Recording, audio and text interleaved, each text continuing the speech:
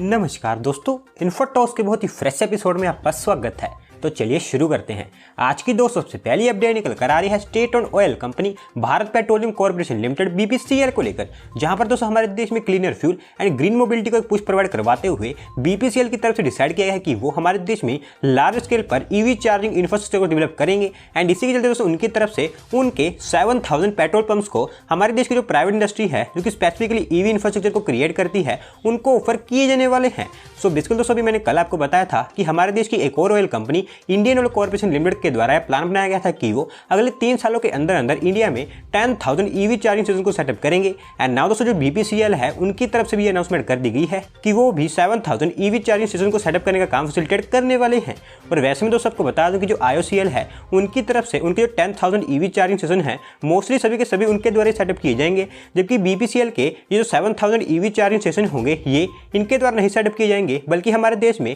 जो EV charging infrastructure create करने वाली प्राइवेट इंडस्ट्रीज हैं उनके द्वारा सेटअप किए जाएंगे। एंड इनको सेटअप करने के लिए जो बीपीसीएल है वो उनको उनके retail outlets and petrol pumps offer करने वाला है। एंड एज ऑफ नाउ दोस्तों कोई डेडलाइन तो नहीं बताई गई है, लेकिन बीपीसीएल की तरफ से बताया गया है कि अगले कुछ सालों में इनको कंप्लीट किया जाएगा।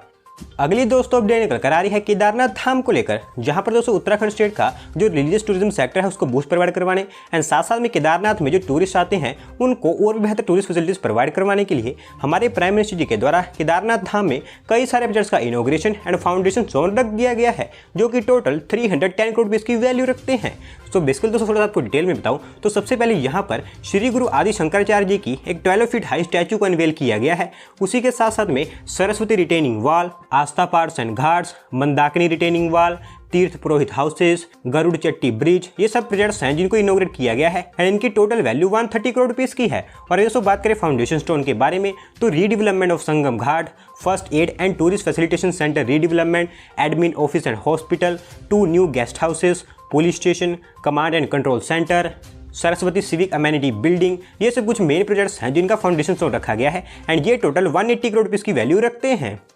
बढ़ते हैं दोस्तों अगली अपडेट की तरफ, जो निकल कर आ रही है कर्नाटक स्टेट के नॉर्दर्न रीजन को लेकर, जहां पर दोस्तों कर्नाटक स्टेट का जो नॉर्दर्न एरिया है वहां पर जो लॉजिस्टिक इंडस्ट्री है उसको बूस्ट प्रोवाइड करवाते हुए हमारी जो एयरपोर्ट अथॉरिटी ऑफ इंडिया है उनके द्वारा सक्सेसफुली हुबली एयरपोर्ट पर एक new dedicated air cargo terminal setup कर दिया गया है एंड साथ साथ में इसको ऑपरेशनलाइज भी कर दिया गया है। सो बेसिकली दोस्तों जो हुबली एयरपोर्ट है वो एक डोमेस्टिक एयरपोर्ट है एंड यहाँ पर जो ओल्ड टर्मिनल बिल्डिंग थी वो यहाँ पर जो मीडियम साइज एयरक्राफ्ट थे उनको भी हैंडल करने के केपेबल नहीं थी। एंड साथ साथ में यहाँ पर जो पैसेंजर्स की डिमांड थी या फिर जो संख्या थी वो काफी तेजी से इंक्रीज होती चली जा रही थी। एंड इसी को देखते हुए हमारी जो एयरपोर्ट अथॉरिटी ऑफ इंडिया है उनके द्वारा यहाँ पर एक न्यू टर्मिनल बिल्डिंग को सेटअप करके ऑपरेशनलाइज कर दिया गया था, जिसके बाद में यहाँ पर जो ओल्ड टर्मिनल बिल्डिंग थी उसको बंद कर दिया गया था। एंड नाउ ये जो ओल्ड टर्मिनल बिल्डिंग है इसको हमारी airport authority of India and उनकी subsidiary company cargo logistic and allied services company limited के द्वारा 45 करोड़ रुपए स्पेंड करके रेनोवेट करके एक डेडिकेटेड कार्गो टर्मिनल में कन्वर्ट कर दिया गया है एंड साथ साथ में इसको ऑपरेशनलाइज भी कर दिया गया है। और वहीं दोस्तों बात करें इस कार्गो टर्मिनल की थोड़ी सी डिटेल के बारे में तो ये 1000 स्क्वायर मीटर के एरिया में फैला है, जिसकी एनुअल कैपेसिटी 15,000 टन्स की है एंड ये हर तरह के general, perishable couriers, postal mails, dangerous goods इन सबको हैंडल कर सकता है। एंड क्योंकि भी इसको ऑपरेशनलाइज किया जा चुका है तो ये नॉर्दर्न कर्नाटक रीजन का first dedicated air cargo terminal बन चुका है।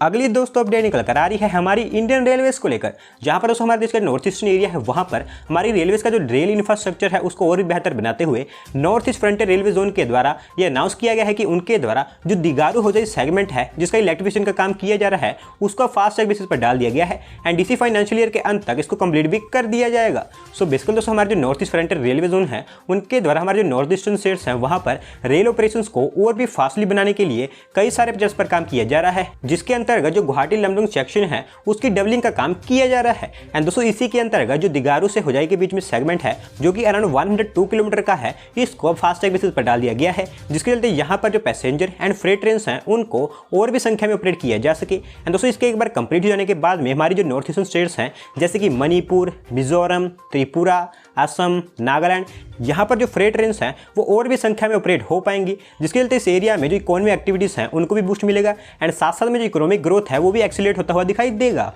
अगली दोस्तों अपडेट निकल कर आ रही है गवर्नमेंट ऑफ इंडिया के flagship programme the national industrial corridor development programme NICDP को लेकर, जहां पर दोस्तों इस फ्लैगशिप प्रोग्राम को बूस्ट प्रोवाइड करवाते हुए हमारे जो सेंट्रल गवर्नमेंट है उन्होंने एशियन डेवलपमेंट बैंक के साथ में एक लोन एग्रीमेंट साइन कर लिया है जो कि अराउंड $250 मिलियन का है। सो बेसिकली दोस्तों थोड़ा सा आपको डिटेल में बताऊं तो हमारे देश में जो इंडस्ट्रियल डेवलपमेंट है उसको लार्ज स्केल पर करने के लिए हमारे जो सेंट्रल गवर्नमेंट है उनके द्वारा हमारे देश में 11 इंडस्ट्रियल कॉरिडोर्स को प्लान किया गया है जो कि हमारे देश में अराउंड 17 स्टेट्स को कवर करने वाले हैं। एंड दोस्तों इनके डेवलपमेंट के लिए हमारे देश को काफ़ी ह्यूज अमाउंट्स में जो फंड्स है उनकी जरूरत है। और आप ये भी जानते हैं कि हमारे सेंट्रल गवर्नमेंट के पास में इतना पैसा तो नहीं है कि वो अपने पैसे पर ही इनको डेवलप कर सके। एंड दोस्तों इसी के अंतर्गत जो एशियन डेवलपमेंट बैंक है उनके द्वारा कहा गया था कि वो इन इंडस्ट्रियल कॉरिडोर्स को फंड करेंगे, जिसके अंतर्गत उनके द्वारा $500 मिलियन की फंडिंग की कमिटमेंट की गई थी। एंड नाउ दोस्तों इसी के अंतर्गत $250 मिलियन की जो फर्स्ट ट्रांच है उसको साइन कर लिया गया है, जिसके चलते आने वाले समय में हमारे देश में ये जो इंडस्ट्रियल कॉरिडोर्स हैं इनकी इंस्टीट्यूशनल फ्रेमवर्क स्ट्रेंथनिंग,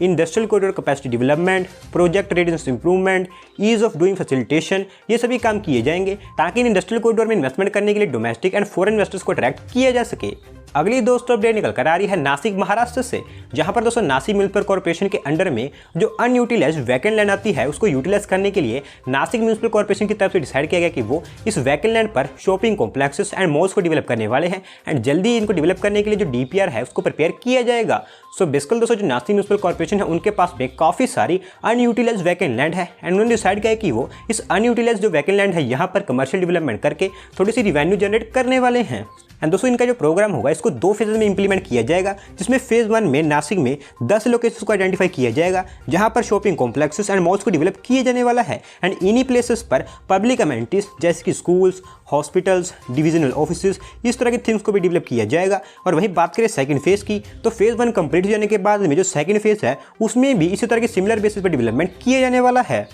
बढ़ते हैं दोस्तों अगली अपडेट की तरफ जो निकल कर आ रही है हमारे इंडियन एक्सपोर्ट्स को लेकर, जहां पर दोस्तों हमारी ministry of commerce and industry जो कि हमारे देश में अक्सर ट्रेड एंड इन्वेस्टमेंट से रिलेटेड डाटा रिलीज करती रहती है, उनके द्वारा हमारे देश में इस अक्टूबर मंथ में जो एक्सपोर्ट्स थे जो कि स्पेसिफिकली मर्चेंडाइज एक्सपोर्ट थे उनको लेकर एक डेटा रिलीज किया गया है। एंड दोस्तों उसके अकॉर्डिंग हमारे देश में अक्टूबर मंथ में जो एक्सपोर्ट थे वो $35.5 बिलियन तक टच कर गए हैं, जो कि हमारे देश के इस फाइनेंशियल ईयर में सबसे हाईएस्ट माने जा रहे हैं। सो बेसिकली दोस्तों जो मेन एक्सपोर्ट आइटम थी वो petroleum products, engineering goods, James and jewellery and इन्हीं के कारण जो एक्सपोर्ट है वो और इंक्रीज हुए हैं। और वही ईयर ऑन ईयर बेसिस पर इस अक्टूबर मंथ में हमारे जो इंडियन मर्चेंडाइज एक्सपोर्ट्स हैं वो 42.3% तक इंक्रीज हुए हैं अगर आप इसे प्रीवियस फिस्कल के सेम मंथ से कंपेयर करते हैं। और वैसे में दोस्तों आपको ये भी बता दूं कि ये हमारे इस फाइनेंशियल ईयर का 7th मंथ है जहां पर जो हमारे एक्सपोर्ट्स हैं वो $30 बिलियन से ऊपर रिकॉर्ड किए गए हैं। एंड वहीं इससे पहले जो 6 मंथ्स गए हैं उसके कंपेरिजन में इस अक्टूबर मंथ में सबसे ज़्यादा एक्सपोर्ट रिकॉर्ड किए गए हैं जो कि $35.5 बिलियन हैं। एंड दोस्तों हर बार की तरह एक्सपोर्ट की तरह जो इंपोर्ट है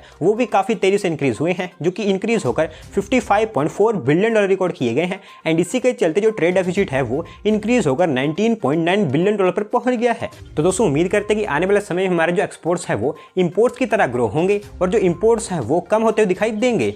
आज की दोस्तों लास्ट अपडेट निकल कर आ रही है हमारी नेशनल कैपिटल दिल्ली से, जहाँ पर दोस्तों नेशनल कैपिटल दिल्ली का जो पब्लिक ट्रांसपोर्टेशन सिस्टम है वहाँ पर क्लीन फ्यूल वाली बसेस को और भी अपग्रेड करने के लिए जो दिल्ली गवर्नमेंट है उनके द्वारा डिसीजन लिया गया है कि वो इसके लिए और भी CNG बसेस को प्रोक्योर करने वाले हैं। एंड इनिशियली उनके द्वारा दिल्ली के लिए 190 लो फ्लोर CNG बसेस को अप्रूव कर दिया गया है। तो बेसिकली दोस्तों जो दिल्ली गवर्नमेंट है वो कंटिन्यूसली उनके फ्लीट में जो CNG बसेस हैं उनको ऐड करती चली जा रही है। एंड इसी के अंतर्गत अब 190 और लो फ्लोर बसेस जो कि स्पेसिफिकली AC बसेस होने वाली हैं इनको भी ऐड करने के लिए अप्रूवल दे दी गई है, जिसके चलते आने वाले समय में दिल्ली की जो टोटल बस फ्लीट है वो 7140 तक पहुंच जाएगी। और वहीं बात करें क्लस्टर बसेस की जिनको दिल्ली गवर्नमेंट की क्लस्टर स्कीम के अंतर्गत अप्रूव किया जा रहा है, तो उनकी संख्या टोटल 3383 तक पहुंच जाएगी। और वहीं बात करें इन 190 न्यू बसेस की तो इनमें real time passenger system, CCTV, panic buttons, GPS इस तरह के फीचर्स होंगे। एंड क्योंकि भी इनको अप्रूव कर दिया गया है तो नेक्स्ट ईयर के स्टार्टिंग से ये दिल्ली गवर्नमेंट को रिसीव होनी स्टार्ट हो जाएंगी।